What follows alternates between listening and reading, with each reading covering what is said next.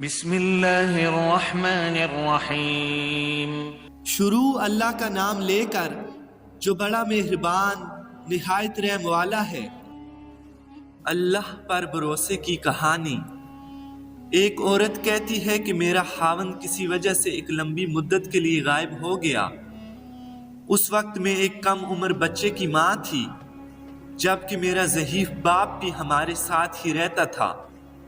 ہماری غربت اور مفلسی کی کوئی انتہا نہ تھی، اور اکثر اوقات ہمارے گھر میں کھانے کے لیے کچھ نہ ہوتا تھا۔ اگر دوپہر کو کچھ کھا لیتے تو رات کو بھوکا سونا پڑتا تھا۔ صبر کے ساتھ ہم ہر حال میں اللہ کا شکر ادا کرتے تھے۔ ایک رات کو بھوک اور افلاس نے ہمارا وہ امتحان لیا جو اس سے پہلے کبھی نہ لیا تھا۔ میری بیٹی کو شدید بخار نے آ لیا۔ بچی کے بخار کی حالت اور بھوک سے بنی حالت سے مجھے اپنی اور میرے والد صاحب کی بھوک بھول گئی۔ ایسی بے کسی اور لاچاری کبھی نہ دیکھی تھی۔ بے قراری جب حد سے بڑھ گئی تو مجھے اللہ پاک کا یہ فرمان یاد آ گیا کہ بھلا کون بے قرار کی التجا قبول کرتا ہے جب وہ اس سے دعا کرتا ہے، اور کون اس کی تکلیف کو دور کرتا ہے۔ جی ہاں، ہر قسم کی تکلیف، چاہے وہ بھوک کی تکلیف ہو یا بیماری کی، یا غربت و افلاس کی تکلیف ہو یا گناہوں کی، بھلا کون ہے اس پاک ذات کے سوا جو ان سب تکلیفوں کو دور کرتا ہے۔ یہ سب سوچ کر میں اٹھی اور وضو کیا، اور واپس آ کر بچی کے ماتھے پر پانی سے بھیگی ہوئی پٹی رکھی، اور اللہ کے حضور نماز کی ادائیگی کے لیے کھڑی ہو گئی۔ مختصر سی نماز پڑھنے کے بعد ہاتھ اٹھا کر بچی کے لیے دعا کی، اس کے ماتھے سے پٹی اتار کر دوبارہ پانی میں بھگوئی اور پھر ماتھے پر رکھ دی، اور ایک بار پھر نماز کے لیے کھڑی ہو گئی۔ نماز کے بعد ایک بار پھر بارگاہ الہی میں دعا کے لیے ہاتھ اٹھائے۔ دعا سے فارغ ہونے کے بعد پانی کی پٹی تبدیل کی اور دوبارہ پھر سے نماز پڑھنے لگی، اور یہ عمل میں نے کئی بار دہرایا۔ جب میں یہ سب کچھ بار بار کرتی رہی تو اسی اثناء میں کسی نے دروازے پر دستک دی۔ اس حیرت کے ساتھ کہ بھلا رات کے اس پہر کون ہو سکتا ہے، میرے والد صاحب نے پوچھا کون؟ جواب آیا، میں ڈاکٹر ہوں۔ میں اور میرے والد صاحب ایک دوسرے کو حیرت سے دیکھنے لگے کہ اس کو کس نے بلایا ہے۔ میرے والد صاحب نے جا کر دروازہ کھولا۔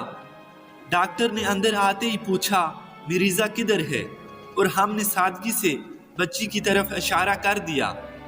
ڈاکٹر نے بچی کا چیک اپ کیا اور کاغذ پر ایک نسخہ لکھ کر میرے ہاتھ میں تھما دیا اور بولا، لائیے میری فیس، میں چلتا ہوں۔ میں نے شائستگی سے جواب دیا، ڈاکٹر صاحب، ہمارے پاس تو آپ کو دینے کے لیے فیس کے پیسے نہیں ہیں، بلکہ ہمارے پاس تو کچھ نہیں ہے۔ میرا یہ جواب سنتے ہی ڈاکٹر صاحب غصے ہو گیا اور کہنے لگا، اگر فیس دینے کے لیے پیسے نہیں تھے تو مجھے آدھی رات فون کر کے کیوں بلایا ہے؟